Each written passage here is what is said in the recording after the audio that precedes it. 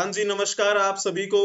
आप सभी का स्वागत है अपने इस संस्थान ग्रैंड मास्टर 360 पर। जैसे कि आपको पता है, प्रीलिम्स 2024 को ध्यान में रखते हुए हम आपके लिए टेस्ट सीरीज लेकर आए हुए हैं। उसी श्रृंखला के अंतर्गत ये आपका टेस्ट सीरीज का पार्ट नंबर 16 रहेगा। फर्स्ट क्वेश्चन आपकी स्क्रीन पर दिखाई दे रहा है, बताने का प्रयास करेंगे। 23 मार्च को भारत भगत सिंह, सुखदेव और राजगुरु को उनकी पुण्यतिथि पर श्रद्धांजलि के रूप में रिक्त स्थान दिवस मनाता है। 4 ऑप्शन आपके सामने दिए गए हैं, बताने का प्रयास करेंगे। तो जिन्होंने ऑप्शन टिक किया होगा, ऑप्शन बी उनका बिल्कुल ठीक रहेगा। 23 मार्च को शहीदी दिवस के रूप में मनाया जाता है। जैसे कि आपको पता है, आज 23 मार्च है, तो आज शहीदी दिवस है। इस दिन ब्रिटिश सरकार ने सरदार भगत सिंह और उनके दो साथी राजगुरु और सुखदेव को फांसी पर लटका दिया था, है ना। और आपको पता है, हमारे भारत में दो शहीदी दिवस मनाए जाते हैं। एक तो 30 जनवरी को मनाया जाता है, जिस दिन नाथूराम गोडसे के द्वारा महात्मा गांधी की हत्या कर दी गई थी। और दूसरा शहीदी दिवस 23 मार्च को यानी कि आज के दिन मनाया जाता है, जिस दिन ब्रिटिश सरकार ने भगत सिंह, राजगुरु और सुखदेव को फांसी पर लटका दिया था। और हमें उन शहीदों को याद करना चाहिए, जिन शहीदों की बदौलत आज हम सुख की सांस ले रहे हैं। और हमें ये सीखना चाहिए कि स्वतंत्रता को कभी भी हल्के में मत लीजिए। स्वतंत्रता के मायने क्या हैं, ये उस समय के लोगों से अगर हम पूछ सकते तो पूछते कि स्वतंत्रता क्या होती है। एक अच्छा सा जीवन हमें मिला है, और ये जो जीवन है उन्हीं की देन है, जिन शहीदों ने हमें आजादी दिलवाई। तो सभी को श्रद्धांजलि अर्पित करते हैं हम। चलिए जी, बहुत बढ़िया। जिन्होंने आंसर ठीक ठीक किया था उनका बिल्कुल ठीक है। चलो जी, नेक्स्ट क्वेश्चन आपकी स्क्रीन पर दिया गया है, बताने का प्रयास करेंगे।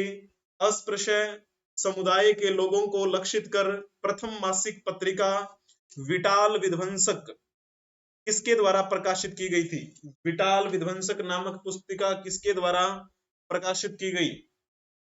तो इसमें से कौन सा ऑप्शन ठीक रहेगा, बताने का प्रयास करेंगे, जल्दी से बता दें। जिन्होंने इसमें ऑप्शन टिक किया होगा बी, उनका बिल्कुल ठीक रहेगा। गोपाल बाबा वलंगकर द्वारा ये मासिक पत्रिका प्रकाशित की गई थी। विटाल जो विध्वंसक है, इसका अर्थ क्या होता है? तो इसका अर्थ है ब्राह्मणिक प्रदूषण का विध्वंसक, विध्वंसक, है ना। डिस्ट्रॉयर ऑफ ब्राह्मणिकल, या फिर आप कह सकते हैं डिस्ट्रॉयर ऑफ सेरेमोनियल पॉल्यूशन। जब हम गोपाल बाबा वलंगकर के नाम के बारे में अगर थोड़ी सी बात करें, ये एक समाज सुधारक थे जो 1840 में जन्मे और 1900 में इनकी मृत्यु हुई। आपको पता है, हम भारतीय इतिहास के बारे में जब पढ़ते हैं तो हमें पता लगता है कि एक समुदाय के साथ हमारे ही हिंदू समाज ने क्या है, एक अस्पृश्यता का भाव रखा और उन्हें क्या है, मुख्य धारा में आने ही नहीं दिया कभी। तो इस वजह से आपको पता लगता है कि उसके पीछे कारण क्या रहे, है ना। तो इसी वजह से एक समाज को जो अस्पृश्यता का शिकार हुआ है, उन्हीं लोगों को लक्षित करके ये पुस्तक प्रकाशित की थी गोपाल बाबा वलंगकर ने, जो एक समाज सुधारक थे। और इनका जन्म कहाँ पे हुआ? महाराष्ट्र में। महाराष्ट्र में जन्मे और ये महार जाति के परिवार में जन्मे एक समाज सुधारक हुए। और जब बात करते हैं इनके समकालीन कोई समाज सुधारक की, तो आपने बहुत बार नाम सुना होगा ज्योतिराव फुले। ज्योतिराव फुले की जब हम बात करते हैं, उन्हीं के समकालीन थे ये गोपाल बाबा वलंगकर। इन्होंने उस समय जो अछूत समझे जाने वाले लोग थे, उनके उद्धार के लिए अनेकों कार्य किए। तो जाहिर सी बात है कि हम अपने ही एक धर्म में अगर बंट जाते हैं, किसी विशेष के साथ हम अगर बुरा व्यवहार करते हैं तो जाहिर सी बात है कि वो किसी और रास्ते को देखेंगे जहां पे उन्हें रिस्पेक्ट मिले, सम्मान मिले। यही कारण है कि भारत में अनेकों धर्म जो हैं वो हमें देखने को मिले, चाहे हम बुद्धिज्म की बात करें, चाहे जैनिज्म की बात करें, है ना। तो ये हमें सीखना चाहिए। चलो जी, नेक्स्ट क्वेश्चन आपके सामने दिया गया है, बताने का प्रयास करेंगे। सूची 1 को सूची 2 से सुमिलित करना है। सूची 1 और सूची 2। सबसे पहले दास प्रथा की समाप्ति ये 1562 में की गई थी क्या? आप कहेंगे जी हाँ, ये बात ठीक है। तीर्थ यात्रा कर की समाप्ति 1563 में हुई, ये भी बिल्कुल ठीक है। ये बात किसके समय की हो रही है? ये बात हो रही है अकबर के समय की। अकबर का शासनकाल कब से कब तक रहा? 1556 से लेकर 1605 तक रहा। ठीक है। 1556 में पानीपत की दूसरी लड़ाई जीत ली थी अकबर ने बैरम खां के नेतृत्व में, और फिर गद्दी पर ये बैठ गया। अकबर का शासनकाल साहित्य की दृष्टि से महत्वपूर्ण माना जाता है। क्यों? क्योंकि अकबर ने अपने शासनकाल के दौरान ट्रांसलेशन डिपार्टमेंट की स्थापना की। हिंदी में बोले तो अनुवाद विभाग की स्थापना की, जिसके तहत अकबर ने बहुत सारे भारतीय ग्रंथों का फारसी में अनुवाद करवाया। यानी जो ज्ञान भारतीय भाषाओं में छपा हुआ था वो अब फारसी भाषा में भी छप गया। इसी वजह से फारसी भाषा में लिटरेचर में भरमार हुई, जिसकी वजह से कहा गया कि अकबर का जो शासनकाल था वो साहित्य की दृष्टि से, खासकर फारसी साहित्य की दृष्टि से महत्वपूर्ण माना जाता है। ठीक है। अकबर ने बहुत सारे कार्य भी करवाए, जैसे दास प्रथा का अंत करवाया 1562 में। तीर्थ यात्रा पर जो टैक्स लगा करता था उसको भी समाप्त कर दिया 1563 में। जजिया कर जो गैर मुसलमानों से लिया जाता था उसे भी समाप्त कर दिया था 1564 में। और सूबों का पुनर्गठन किया, सूबों यानी कि प्रांतों का पुनर्गठन किया था 1580 में। तो ये अकबर के बारे में जो बिंदु हैं वो सही सुमिलित हो रहे हैं, यानी A1, B2, C3, D4। जिन्होंने फोर्थ ऑप्शन टिक किया था उनका बिल्कुल ठीक रहेगा।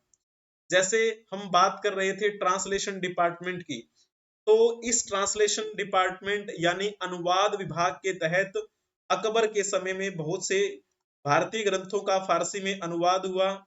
जैसे हम बात करते हैं रामायण, महाभारत, राज तिरंगिणी। ठीक है। किसने लिखी थी राज तिरंगिणी? मूल रूप से जिसमें हमें कश्मीर का इतिहास मिलता है, उस राज तिरंगिणी का भी फारसी में अनुवाद हुआ। मूल राज तिरंगिणी किसके द्वारा लिखी गई थी? कल्लण के द्वारा। और भी बहुत सारे ग्रंथ थे। नल दमयंती की बात करते हैं, उस ग्रंथ का फारसी में अनुवाद हुआ। और तो और अकबर के दादा जो थे बाबर, बाबर ने अपनी आत्मकथा लिखी थी ना, बाबरनामा। बाबरनामा मूल रूप से तुर्की भाषा में लिखी हुई थी, और उस तुर्की भाषा में लिखी बाबरनामा का फारसी में अनुवाद किया था किसने? अबुल फजल ने। किसके समय में? अकबर के शासनकाल में। तो इस ट्रांसलेशन डिपार्टमेंट के अंतर्गत बहुत सारे ग्रंथों का फारसी में अनुवाद हुआ था। इस प्रकार से कुछ बिंदु जो हैं वो आपको ध्यान में रखने हैं। चलिए जी, बहुत ही बढ़िया। अब आप नेक्स्ट क्वेश्चन बताने का प्रयास करेंगे। कनिष्क के शासनकाल के दौरान कश्मीर में आयोजित बौद्ध संगीति की अध्यक्षता निम्नलिखित में से किसने की थी? जब हम बौद्ध संगीति की बात करते हैं, बौद्ध संगीति कुल कितनी हुई थी? कुल संगीतियां हुई थी 4। ठीक है। और जब बात करते हैं हम पहली बौद्ध संगीति कब हुई, तो ये बात है 483 ईसा पूर्व की। ये वही साल है जिस साल महात्मा बुद्ध की मृत्यु हुई थी, यानी महापरिनिर्वाण। सेकंड जो हुई वो इसके 100 साल बाद यानी कि 383 ईसा पूर्व में हुई। ठीक है।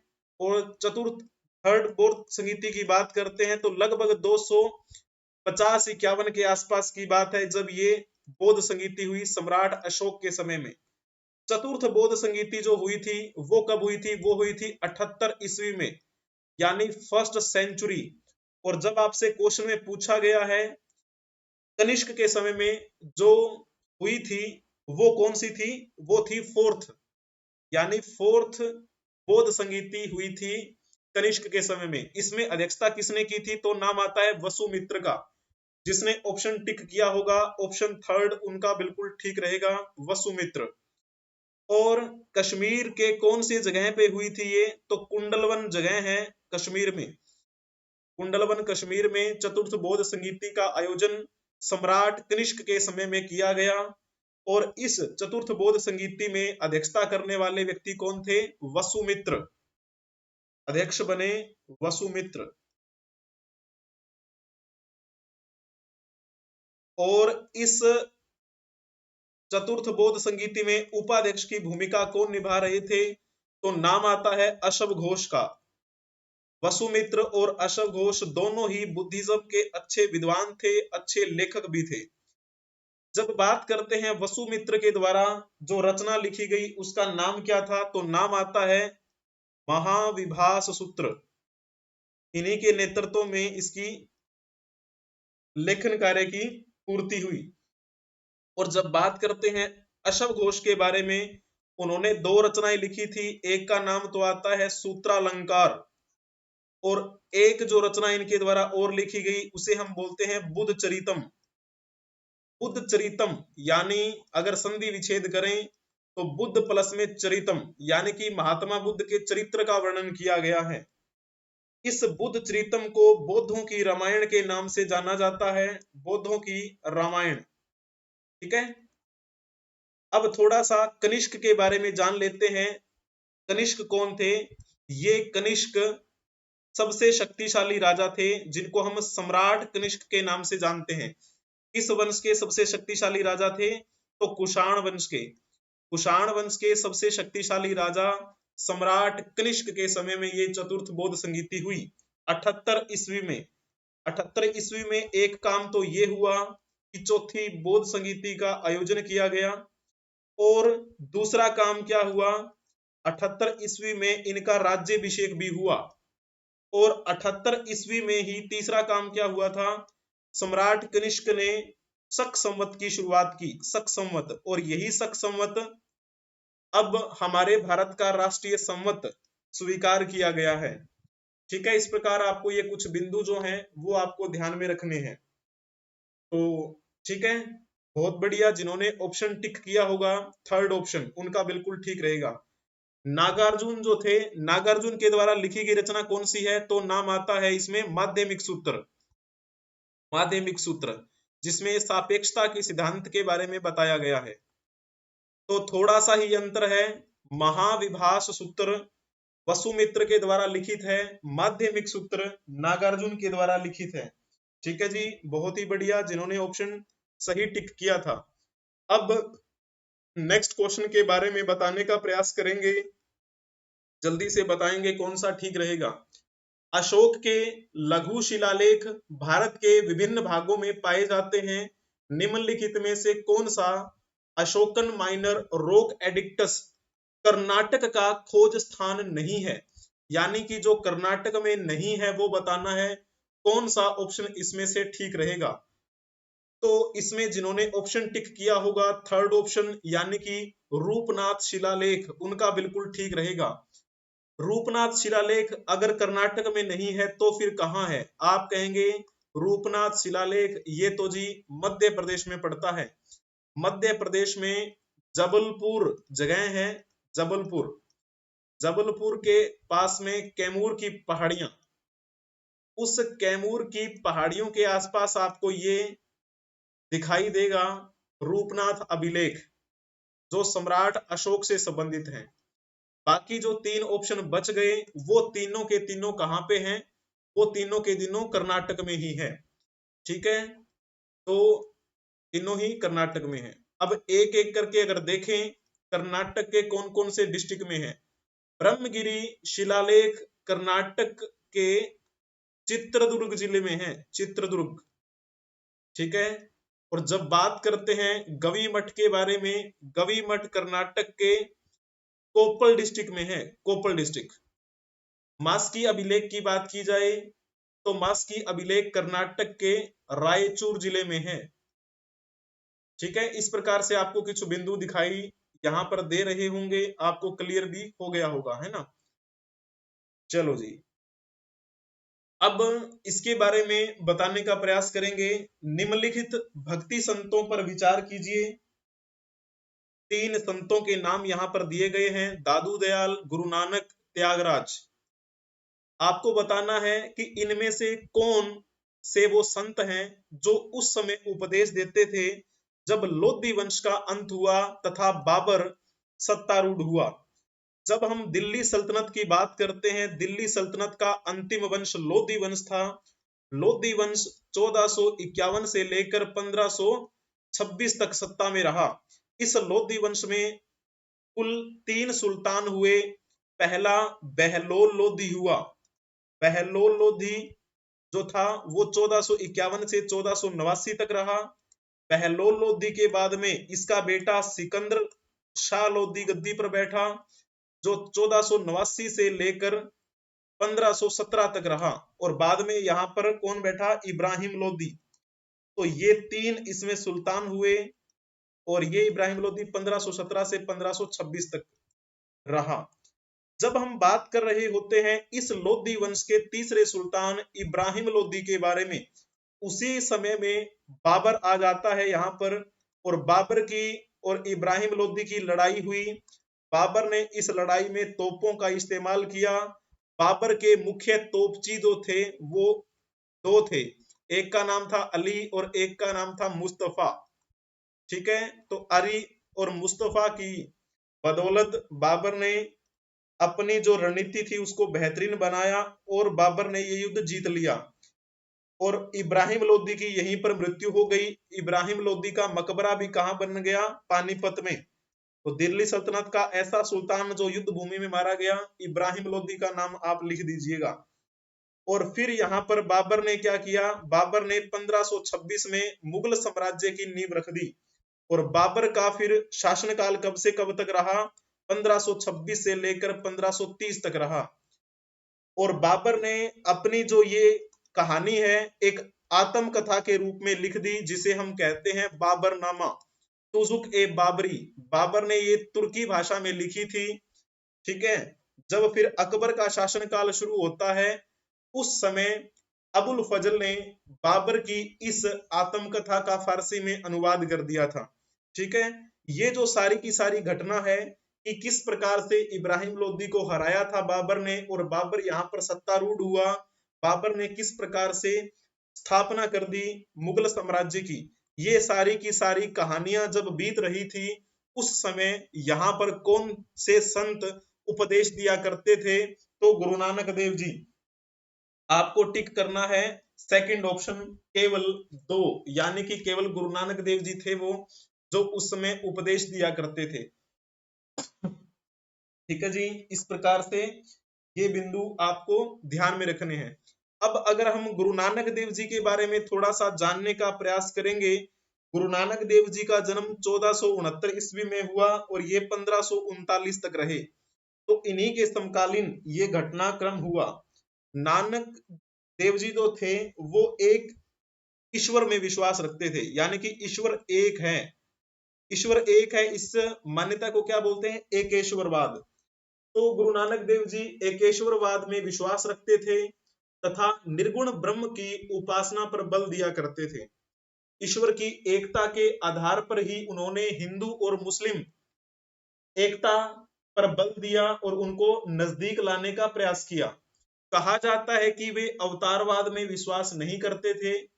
उन्होंने गृहस्थ जीवन व्यतीत करते हुए भक्ति द्वारा ईश्वर की प्राप्ति पर बल दिया।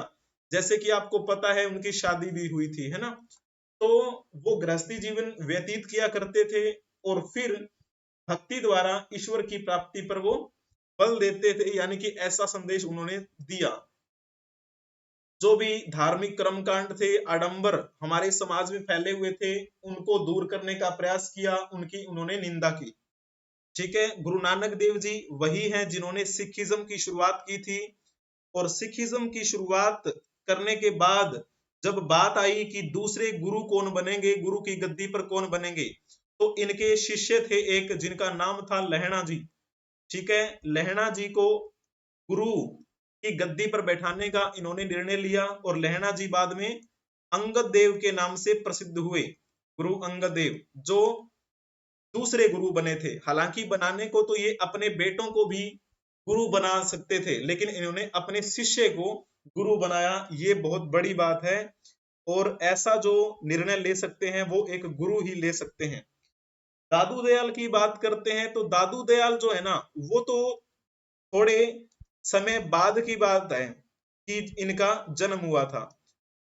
बाबर की मृत्यु भी हो गई थी इतने में, तो हुमायूं जब था यहाँ पर, उस समय की बात है ये, हुमायूं को भी भगा दिया गया था। आप मान के चलिए कि यहाँ पर एक नया राजवंश शुरू हो गया था एक बार। उस समय 1544 में जन्म लेते हैं दादू दयाल, और इनका समय कब तक रहा, 1544 से 1603 तक। ठीक है, ये बिंदु जो हैं वो आपको ध्यान में रखने हैं। जब दादू दयाल का जन्म हुआ था तब यहाँ पर सूर राजवंश चल रहा था, सूर राजवंश, जिसकी स्थापना किसने की थी, शेर शाह सूरी ने। शेर शाह सूरी ने हुमायूं को भगा दिया था। आपको याद है चौसा की लड़ाई लड़ी, बिलग्राम की लड़ाई लड़ी, है ना, वो सारी की सारी कहानियां। तो ये कुछ बिंदु जो आपको ध्यान में रखने हैं। ये भी एक अच्छे संत थे। ठीक है, जब हम त्यागराज की बात करते हैं, त्यागराज काफी बाद के समय की बात है जब इनका जन्म हुआ। 1767 से लेकर 1847 तक इनका जीवन काल रहा। उस समय ये भी भक्ति मार्गी कवि थे और कर्नाटकी जो संगीत था उसके अच्छे विद्वान थे। ठीक है, तो ये कुछ बिंदु हुए इस क्वेश्चन से संबंधित। जिन्होंने भी ऑप्शन ठीक टिक किया था उनका बिल्कुल ठीक रहेगा, बहुत ही बढ़िया। अब आप नेक्स्ट क्वेश्चन के बारे में बताने का प्रयास करेंगे कि इसमें कौन सा ठीक रहेगा। भारतीय राष्ट्रीय कांग्रेस के किस अधिवेशन की अध्यक्षता विलियम वेडरबर्न ने की थी? तो कौन सा इसमें से ठीक रहेगा, जल्दी से बताने का प्रयास करेंगे। इतने में मैं आपको थोड़ा सा बता देता हूं भारतीय राष्ट्रीय कांग्रेस के बारे में। भारतीय राष्ट्रीय कांग्रेस की स्थापना 28 दिसंबर 1885 को बंबई के गोकुलदास तेजपाल संस्कृत कॉलेज में हुई। यानी कि बंबई में अगर इसकी स्थापना हुई तो पहला सम्मेलन भी बंबई में हुआ 1885 में। इस बंबई के पहले अधिवेशन में अध्यक्षता करने वाले कौन थे? व्योमेश चंद्र बनर्जी, जिनका शॉर्ट फॉर्म में नाम लिख देते हैं WC बनर्जी। फिर इस भारतीय राष्ट्रीय कांग्रेस का दूसरा सम्मेलन कोलकाता में हुआ था 1886 में। ठीक है, और इसमें अध्यक्षता किसने की थी? दादा भाई नौरोजी।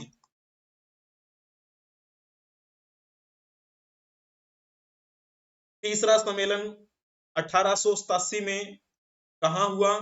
मद्रास में। और इस तीसरे सम्मेलन में अध्यक्षता किसने की थी? बदरुद्दीन तैयब जी। और ये जो है ये पहले मुस्लिम व्यक्ति थे जिन्होंने भारतीय राष्ट्रीय कांग्रेस के अधिवेशन की अध्यक्षता की, फर्स्ट मुस्लिम। और पहले पारसी व्यक्ति की बात की जाए तो आप क्या लिखेंगे? दादा भाई नौरोजी। अब हम बात करते हैं जो क्वेश्चन में पूछा गया था, विलियम वेडरबर्न ने कब अध्यक्षता की थी? तो जिन्होंने इसमें ऑप्शन टिक किया होगा 1910 इलाहाबाद अधिवेशन, उनका बिल्कुल ठीक रहेगा। बाकी ऑप्शंस के बारे में भी बात कर लेते हैं हम। 1887 के मद्रास अधिवेशन में बदरुद्दीन तैयब जो हैं उन्होंने अध्यक्षता की, जो पहले मुस्लिम व्यक्ति थे अध्यक्षता करने वाले। और 1888 का जो अधिवेशन हुआ था इलाहाबाद में हुआ। इस 1888 के इलाहाबाद अधिवेशन में अध्यक्षता करने वाले व्यक्ति कौन थे? तो नाम आता है जॉर्ज यूल। और ये जॉर्ज यूल पहले अंग्रेज थे, पहले अंग्रेज जिन्होंने भारतीय राष्ट्रीय कांग्रेस के अधिवेशन की अध्यक्षता की। 1892 में जो अधिवेशन हुआ था वो भी कहां पे हुआ? इलाहाबाद में ही हुआ। और इस 1892 के अधिवेशन में WC बनर्जी ने फिर से अध्यक्षता की थी। विलियम वेडरबर्न के बारे में भी कहा जाता है कि एक अध्यक्षता विलियम वेडरबर्न ने पहले भी की थी।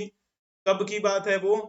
तो वो बात है 1889 बंबई अधिवेशन में सर विलियम वेडरबर्न ने, और 1910 इलाहाबाद अधिवेशन में अध्यक्षता करने वाले कौन थे, तो भी नाम आता है विलियम वेडरबर्न। चलो जी, ये क्वेश्चन हुआ। अब हम चलते हैं नेक्स्ट क्वेश्चन की ओर। इसमें आपको बताना है कि कौन सा ठीक रहेगा, जल्दी जल्दी से बताएंगे। निम्नलिखित पर विचार कीजिए। 3 कथन दिए गए हैं आपके पास। बुद्ध में देवतारोपण, बोधिसत्व के पथ पर चलना, मूर्ति उपासना तथा अनुष्ठान, उपयुक्त में से कौन सी विशेषता या विशेषताएं महायान बौद्ध मत की है? महायान बौद्ध मत की। अभी थोड़ी देर पहले ही हमने एक क्वेश्चन क्लियर किया था, चतुर्थ बौद्ध संगीति से संबंधित, है ना। चतुर्थ बौद्ध संगीति के बारे में मैंने आपको बताया था कि उसमें वसुमित्र ने अध्यक्षता की और अशोक घोष ने उपाध्यक्षता का कार्यभार संभाला। वही चतुर्थ बौद्ध संगीति है जिसमें बुद्धिज्म के 2 भाग हमें देखने को मिलते हैं, महायान और हीनयान। महायान और हीनयान। तो जब बात करते हैं ना हीनयान के बारे में, इसमें कम लोग थे।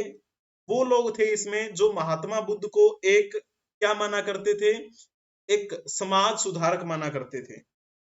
ठीक है, हीनयान के इसमें देवता नहीं मानते थे। लेकिन महायान के लोग क्या करते थे, महायान की जो परंपरा के थे वो महात्मा बुद्ध को देवता का स्वरूप मानते थे। ठीक है, यानी कि ऑप्शन अगर हम देखें कथन बुद्ध में देवतारोपण, तो ये महायान का बन रहा है ना। आप कहेंगे जी हाँ, महायान के लोग ऐसा करते थे। और तो और इसके अतिरिक्त इसमें बोधिसत्व के पथ पर चलने की भी बात कही गई है महायान में। यानी कि मान के चलो कि अगर किसी को ज्ञान की प्राप्ति हो जाती है तो वो ज्ञान की प्राप्ति के बाद ऐसा नहीं है कि सब कुछ छोड़ के चला जाए, सभी से दूर हो जाए। बाकी जो बचे हैं उनको भी मार्ग दिखाना है। ठीक है, ऐसी बात इसमें कही गई है। तो ये बात भी बिल्कुल ठीक है। तो मैंने अभी कहा कि देवता का स्वरूप माना गया महात्मा बुद्ध को इस परंपरा में, यानी कि महायान परंपरा में। तो जाहिर सी बात है कि वो मूर्ति बनाएंगे, मूर्ति की पूजा करेंगे, अनुष्ठान करेंगे। तो मूर्ति की उपासना भी महायान परंपरा में शुरू हुई, अगर देवता स्वरूप हमने मान लिया तो यानी कि ये तीनों की तीनों ही महायान बौद्ध मत की है। जिन्होंने ऑप्शन डी टिक किया होगा उनका बिल्कुल ठीक है। महायान के बारे में अगर बात करें, महायान परंपरा का आदर्श बोधिसत्व, ठीक है, यानी कि अवलोकितेश्वर था, जिसे हम पदम पाणी, अमिताभ, मंजुनाथ, मैत्रेय आदि नामों से भी जाना जाता है। तो ये कुछ बिंदु थे इस क्वेश्चन के बारे में, आपने सही बताया, अति उत्तम। ठीक है जी, चलिए नेक्स्ट क्वेश्चन की ओर प्रस्थान करते हैं। अब इसमें से आपको बताना है कि कौन सा ठीक रहेगा। निम्नलिखित में से जो डॉक्टर भीमराव अंबेडकर से संबंधित है, तो जल्दी से बता देंगे कौन सा इसमें से ठीक रहेगा। इनका पूरा नाम भीमराव रामजी अंबेडकर। ठीक है, इनका जन्म कब हुआ था? 14 अप्रैल 1891 को इनका जन्म हुआ। ठीक है जी, इनको हम बाबा साहेब के नाम से जानते हैं, बाबा साहेब। तो इसमें जिन्होंने ऑप्शन डी टिक किया होगा ना उनका बिल्कुल ठीक रहेगा। बाकी जो हैं अछूत, कौन और कैसे, ये बाबा साहब अंबेडकर से संबंधित हैं, इन्होंने ही लिखी थी। जातिवाद का उच्छेद, ये भी इनके द्वारा लिखी गई। शूद्रों की खोज, ये भी इनके द्वारा लिखी गई। लेकिन भारत दुर्दशा जो है वो बाबा साहेब ने नहीं लिखी, तो फिर किसने लिखी थी? तो नाम आता है भारतेंदु हरिश्चंद्र। भारतेंदु हरिश्चंद्र के द्वारा लिखी गई है भारत दुर्दशा। ठीक है, बाबा साहब अंबेडकर एक अच्छे विद्वान, एक अच्छे अर्थशास्त्री, एक अच्छे राजनीतिककार, समाज सुधारक। ठीक है, इनमें इतनी खूबियां थी और उस समय अछूत समझे जाने वाले समुदाय को उन्होंने मुख्य धारा में लाने के लिए भरसक प्रयास किए।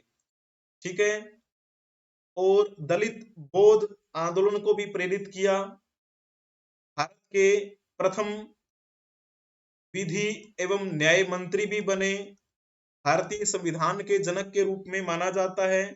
जब भारतीय संविधान बनाया जा रहा था तो उसमें एक समिति है प्रारूप समिति, तो प्रारूप समिति के ये अध्यक्ष रहे। ठीक है, इस प्रकार ये कुछ बिंदु जो हैं वो आपको ध्यान में रखने हैं। बाबा साहब अंबेडकर ने और 1924 में इन्होंने क्या किया था, बहिष्कृत हितकारिणी सभा की स्थापना की। बहिष्कृत हितकारिणी सभा की स्थापना बाबा साहब अंबेडकर ने की थी। ठीक है, और इन्होंने स्वतंत्र श्रमिक पार्टी का भी गठन किया था 1936 के आसपास, स्वतंत्र श्रमिक पार्टी। ठीक है, और तो इस प्रकार ये कुछ बिंदु जो हैं वो इनसे संबंधित आपको ध्यान में रखने हैं। इनकी मृत्यु 6 दिसंबर 1956 को हुई, बाबा साहब अंबेडकर। ठीक है, चलिए जी, आज की कहानी यहीं तक हम रखते हैं और बाकी की कहानी जो है वो हम कल लेकर लौटेंगे वापिस। तो जैसे कि आप सभी को पता है, आज शहीदी दिवस है 23 मार्च 1931 को ब्रिटिश सरकार द्वारा सरदार भगत सिंह, राजगुरु सुखदेव, उनको फांसी पर लटका दिया था, है ना। तो उन सभी शहीदों को श्रद्धांजलि अर्पित करते हैं, नमन सभी को। हमें उनका जो एहसान है वो भूलना नहीं है। ठीक है जी, तो सभी को नमस्कार। आप पढ़ते रहें, मुस्कुराते रहें। जय हिंद, जय भारत।